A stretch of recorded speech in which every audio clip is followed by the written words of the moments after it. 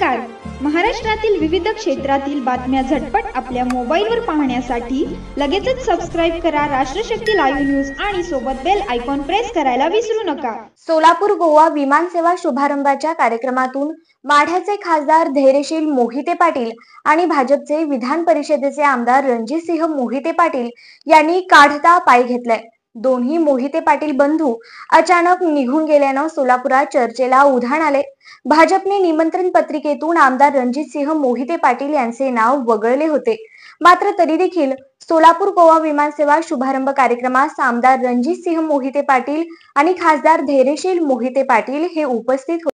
मात्र कार्यक्रम सुरू होण्यापूर्वीच मोहिते पाटील बंधू हे अचानक निघून गेल्यानं सोलापुरात चर्चेला उधाण आले आहे. दरम्यान पालकमंत्री जयकुमार गोरे यांनी देखील रणजितसिंह मोहिते पाटील आणि खासदार धैर्यशील मोहिते पाटील दोघांचा नामोल्लेख टाळलेला पाहायला मिळाला. भाजपचे विधान परिषदेचे आमदार रणजितसिंह मोहिते पाटील यांनी लोकसभा निवडणुकीत महाविकास आघाडीचं काम केलं असा आरोप त्यांच्यावर वारंवार करण्यात आले.